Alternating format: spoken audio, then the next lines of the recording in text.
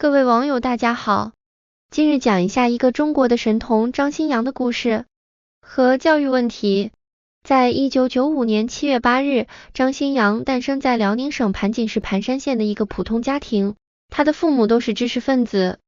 母亲吴女士是一名地理老师，父亲张先生则是街道的基层工作人员。张新阳是一个天才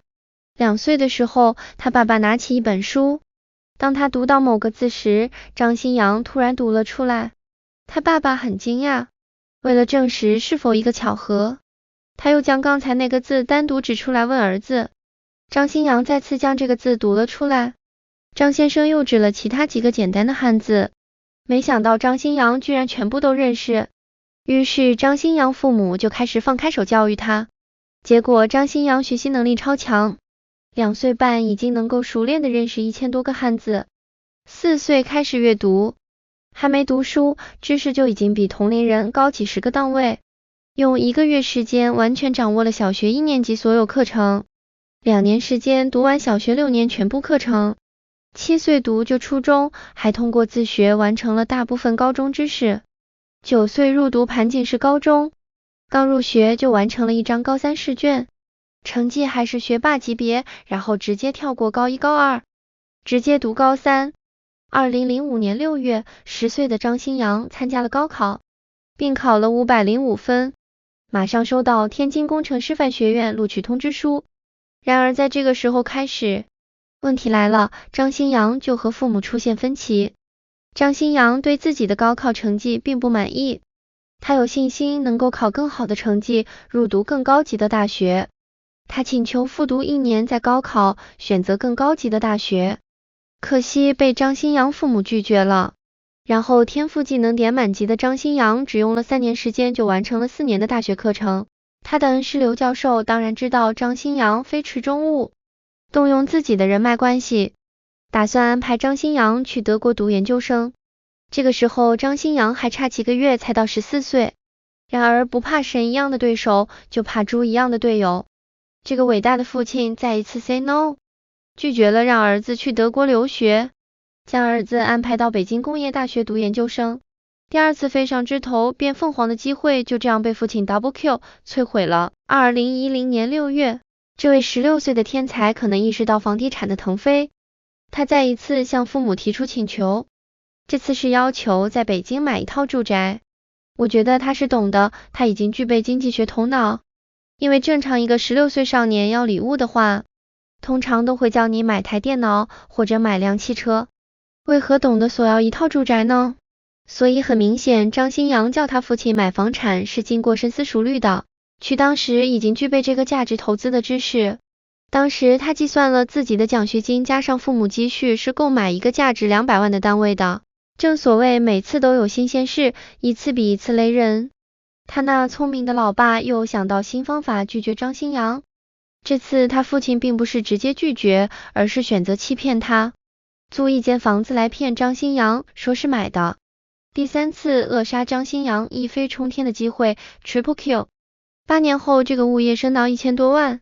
后来一直到了2019年，张新阳读完博士学业，他父母希望儿子能够找一份稳定的工作，于是张新阳很听话，在宁夏师范学院做一名外聘教师。故事就讲完了。时至今日28岁的张新阳，他只是选择做一个普通人，躺平摆烂，得过且过，赚多少就花多少，没钱就问父母讨要，既不结婚也不拍拖。2023年，当新闻媒体冒名而来访问这个神童张新阳的时候，却发现他完全改变了。他只不过是一个普通人，只有几千块存款，没有工作，没有拍拖，也很少出去交际。他不再是亲戚朋友眼中那个神童，不再是父母眼中的骄傲。当他伸手向父母要钱时，得到的是恨铁不成钢的叹息。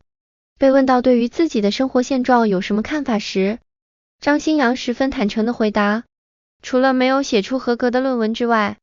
我对自己的现状非常满意，我也不是什么神童，不必用那样的眼光来看我。不过谈到父母时，记者发现他总是有些怨气，在他眼中，他觉得父母欠他1000多万，说的就是那处房产。张新阳坦然地接受了自己普通人的身份，不再有理想，不再有追求。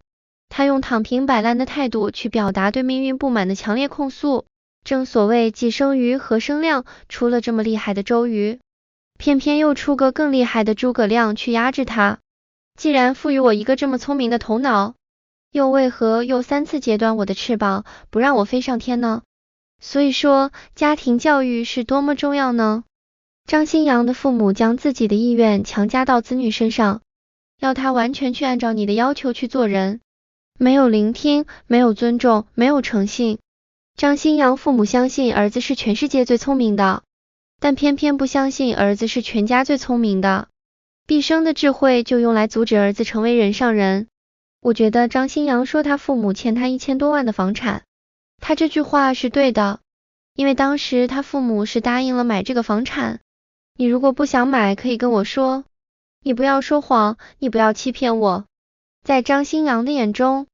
以他的智慧，读完博士拿着1000多万的启动资金，你觉得以他的智慧，即使达不到马云级别，也有可能做到马化腾的高度。他有怨气很正常，这个是契约精神的问题，所谓君子一言，快马一鞭。你叫我以后怎样面对这个父亲？你以后讲的话，我还应该相信吗？圣经就多次强调契约精神，摩西过红海就和上帝订立盟约，10条戒律不可违反。各位网友递完这个案例，以此为鉴，你们对子女的教育一定不要犯这个错误，否则无论小朋友多么有天赋，都会被埋没。所以对小朋友一定要收起我们的控制欲，要聆听，要尊重，千万不要欺骗。教育孩子就要有以德服人的态度，我们不要老是以自己角度去思考这个小朋友应该怎么做，要投入到他的角度去思考，才可以知道他的想法。当他小的时候，在你的高压之下没办法反抗，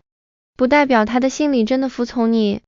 待他长大以后，那些无声对抗就会来了。OK， 多谢大家收看，拜拜。